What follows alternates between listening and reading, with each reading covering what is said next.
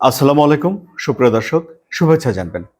Iran পরিস্থিতি আরেকটু জটিল হলো, অর্থাৎ যুদ্ধের আশঙ্কা আরেকটু বড় হয়ে দেখা দিল। কেন? কারণ মার্কিন প্রেসিডেন্ট ডোনাল্ড ট্রাম্প আবারও নতুন করে ইরানে হামলার কথা বলেছেন, হামলার হুঁশিয়ারি উচ্চারণ করেছেন। ইরানে এই যে রণতরী যাচ্ছে তিনি সেটি উল্লেখ করেছেন এবং তিনি বলেছেন যে এর একটা সুস্পষ্ট উদ্দেশ্য রয়েছে এই রণতরী পাঠানোর ক্ষেত্রে। এবং ডোনাল্ড ট্রাম্প ইরানে যে যুক্তরাষ্ট্র আক্রমণ করেছিল, এই যে 12 দিনের যুদ্ধের শেষ দিকে ইরানের 3টি পারমাণবিক স্থাপনায় হামলা করেছিল যুক্তরাষ্ট্র, ফার্দো, নাতাঞ্জ এবং ইস্পাহান, সে বিষয়টিকে তিনি সামনে নিয়ে এসেছেন এবং সেটি উল্লেখ করে বলেছেন যে এবারে যুক্তরাষ্ট্র যদি হামলা করে তাহলে সেই হামলা হবে গতবারের হামলার চেয়ে আরো বেশি ভয়াবহ। এই যে একটি কথা বললাম যে যদি হামলা করে, তাহলে কি যুক্তরাষ্ট্র শুধু শুধু হামলা করার কথা বলছে, নাকি হামলা থেকে বিরত থাকার জন্য কিছু শর্তও দিচ্ছে? হ্যাঁ, যুক্তরাষ্ট্র ইরানকে কিছু শর্ত দিচ্ছে। কি সেটি? সেটি হলো যে যুক্তরাষ্ট্রের সঙ্গে ইরানকে একটা চুক্তি করতে হবে। ইরান কোনো রকম পারমাণবিক কর্মসূচি চালিয়ে যেতে পারবে না, মানে পারমাণবিক অস্ত্র তৈরি করতে পারবে না, এবং ইরানকে বেশ কিছু শর্ত মানতে হবে।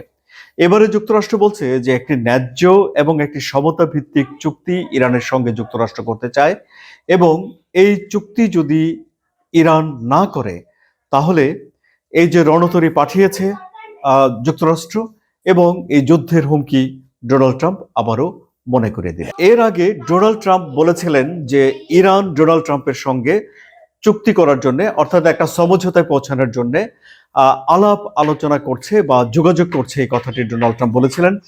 এখন ইরানের যে পররাষ্ট্রমন্ত্রী রয়েছেন, তাদের টপ ডিপ্লোম্যাট আব্বাস আরাকচি, তিনি বলছেন যে ডোনাল্ড ট্রাম্পের সঙ্গে ইরানের সমঝোতার বিষয় বা চুক্তির বিষয়ে কোনো রকম আলাপ আলোচনা হয়নি।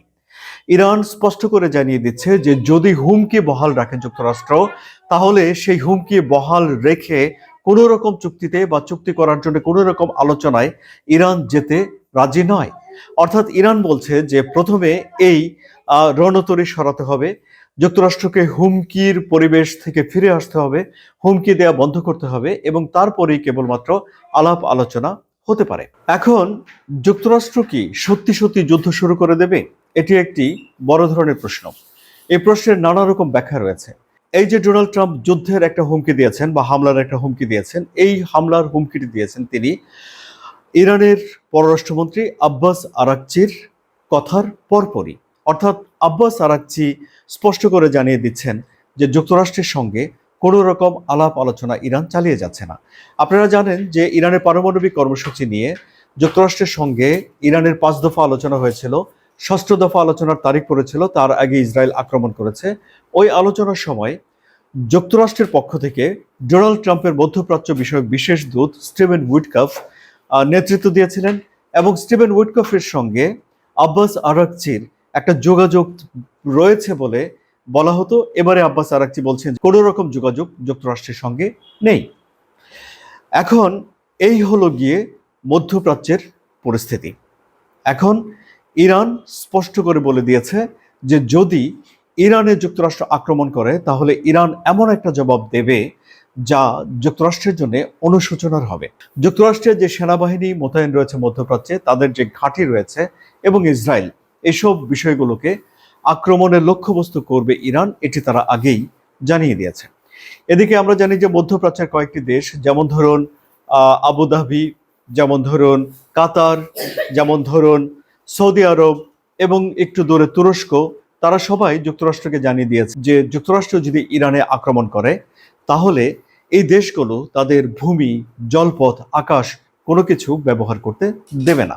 এখানে ইরানের পররাষ্ট্রমন্ত্রী আব্বাস আরাকচি যুক্তরাষ্ট্রের এই যে এতগুলি হুমকি, তাদের যে রণতরী নিয়ে আসা, এসব বিষয় বিশ্লেষণ করে বলছেন যে যুক্তরাষ্ট্র আসলে ইরানকে একটা চাপে রাখতে চায়। কেন? যেন ইরানের সঙ্গে যুক্তরাষ্ট্র একটা চুক্তি করতে পারে, যেই চুক্তিতে অপমানজনক শর্তে ইরান রাজি হয়ে যায়, তা নিশ্চিত করার জন্যই ডোনাল্ড ট্রাম্প এই ধরনের চাপ দিচ্ছে। তাহলে এখন দুটি বিষয় সামনে আসলো। একটি হলো যে ডোনাল্ড ট্রাম্পের এই যে হুমকি, তার দুটি পরিণতি হতে পারে। একটা পরিণতি হলো যে সত্যি সত্যি যুক্তরাষ্ট্র ইরানে হামলা করে বসতে পারে।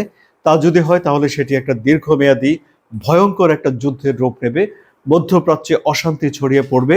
আর দ্বিতীয় বিষয়টি হতে পারে যে ডোনাল্ড ট্রাম্প একটা চুক্তি করার জন্য চাপ প্রয়োগের অংশ হিসেবে এই কাজগুলো করছেন। তা যদি হয় তাহলে এখন দেখার বিষয় হয়ে দাঁড়ালো যে সত্যি সত্যি এই চাপে ইরান নমনীয় হয়ে ওঠে, নাকি ইরান যুদ্ধ মোকাবেলার জন্য প্রস্তুত হতে থাকে। আপনাদের কি মনে হচ্ছে সুপ্রিয় দর্শক? আপনাদের মতামত কমেন্টে জানান। আলোচনা যদি ভালো লাগে তাহলে সাবস্ক্রাইব করে চ্যানেলের সঙ্গে থাকুন। ধন্যবাদ।